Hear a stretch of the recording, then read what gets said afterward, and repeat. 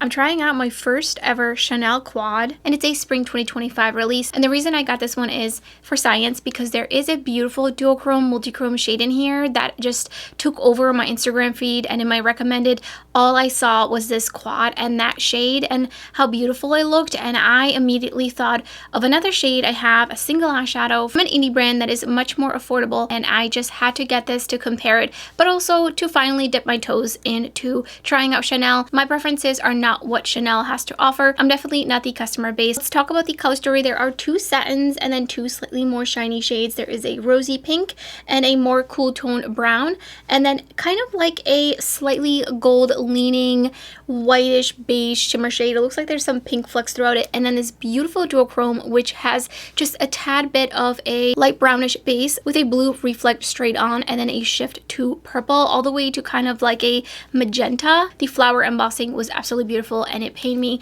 to swatch them. So very soft hues, and if you've been on my channel, you know I love me some sparkly, shiny, shifty eyeshadows and deepening out my outer corner. We'll look at some swatch comparisons. I'm going to be showing you a demo on the lid. Which shade do you think is the Chanel shade that's on my lid right now? So the duochrome shade is what's different. I did use the two satins to build the rest of the look before I put on the duochrome. First tried to buy the palette off the Chanel website, however they canceled my order. No idea why, didn't say why. So I ended up ordering it in Nordstrom, and it just came in its box and then like a slightly padded paper envelope, and it did not feel secure at all. And for a $76 palette, which is a luxury brand, so that's to be expected. So let's get right into it. So here's all four shades. This shade and this shade are a little bit more like satins, and then these two shades have a little bit more sparkle, but the duochrome definitely has the most sparkle.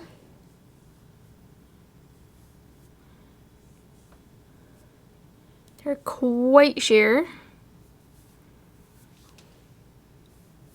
So I'm gonna build up some of them like this one and this one. All of these can be pretty sheer, but they're only buildable so much, and the duochrome is definitely the sparkliest. It does feel more like a baked type of formula. Here's the Chanel shade. Here is Ember Rain from Devinah Cosmetics. Here is Basil from Glaminatrix Sugar and Spice. Then Matinal from the Burnt Forest palette from Cryptine Cosmetics. Then Lights from the Cozy Cabin palette. And then lastly, Glory from the Fighter palette from Fantasy Cosmetica. The Ember Rain shadow is definitely the closest because it has the same shift as the shade from Chanel, though they all have like a blue flash straight on with just a little bit of a light brown leaning orangey type of base, but they don't have the same shift. The rest of these shift to purple, while these shift kind of like orangey, magenta. But Ember Rain does have a bit of a stronger base to it, so it's a bit more obvious, and I tried to sheer it out the best I could to make it closer into the Chanel shade. Lights from the Cabin palette has too much of a grayish type of base, and it's pretty strong. I would say that one is the least similar out of all of these, but because these two and this one are so sheer, I feel like they might have a very similar effect, especially depending on the mattes you pair with them. And here is the Chanel shade really built up, and then here's Ember Rain. I definitely see more sparkle in Ember Rain,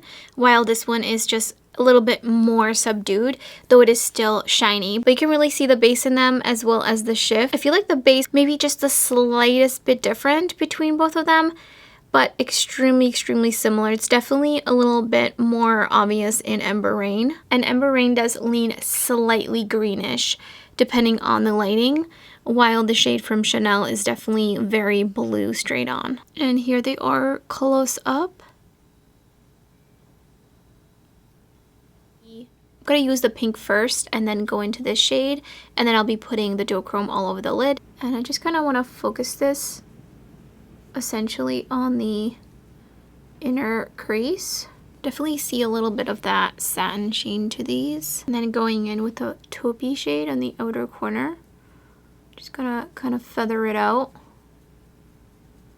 here. I feel like these two really go well together because they're cooler tones. Just going in with a little bit more. I did prime with the Ulta eyeshadow primer. I'm just gonna kind of blow it out on the outer corner here. but these are definitely going to be very, very soft. And I'm going to use the Shine On Shimmer Shadow Enhancer from me and Clionadh's collab. I really want to get these two shades fully opaque on the lid to see just how close they look or not on the lids. So I like to always tap it out, and I like to do one eye at a time because it does dry down pretty quickly. And I'm just going to apply my finger. I'm tempted to use one of the sponge tip applicators, but I think I'm just going to stick to my finger so I can really get the full opacity all over the lid. Oh, that is so pretty. So this is the Chanel duochrome, and I'm just putting it all over the lid. It definitely really goes well with the tones in the satins. And then on the other side, I'm gonna use Ember Rain. Same thing, spreading it out and also making sure I don't have too much on the lids. I feel like this shade's gonna be probably more shiny, I would assume. But we shall see. I didn't have to repress it. Unfortunately, I dropped it yesterday by accident, and I believe that was the second time that happened to me. I'm not sure why I keep just dropping this specific shadow. Here is Chanel duochrome. Here is Devinah Ember Rain. I added a little bit of a wing to this look, and then here they are. There's definitely an ever so slight difference. Like I said, this one leans a little bit green and it does have more shine, but just a tad bit, especially once it's on the lid. But they are very, very similar, and it has a little bit more of an obvious base. So I feel like this eye looks a little bit, just a tad darker, but they're super, super similar. If I was to hypothetically break this down and divide these $76 into 4, which is 4 shades, obviously you have the packaging to account for, and also you have these 2 little sponge tip applicators, which I didn't know they come with 2. So basically each of these shades is $19, which most likely isn't the actual case because of the varying pigments. So some of these might cost less to make than some of the others, especially this multi-chrome duochrome shade. And you're getting 2 grams of product in total, while Ember Rain from Devinah is $8, and it is a 26mm pen size, so it's a full size, and those usually have about 2 to 2.5 grams of product. So definitely feel like this is a great alternative. It's ever so slightly different from the shade in this palette. I feel like overall this is a really, really great dupe, and it's a little bit punchier, which is why I understand that this one is just a little bit more subdued, but nevertheless both of these are amazing one and done types of shadows, and I'm really excited to see this kind of a little bit more shiny, a little bit more amped up, baked kind of shadow. It does remind me of the Astral shade from Pat McGrath, but just not as shiny. I'm really curious to see some more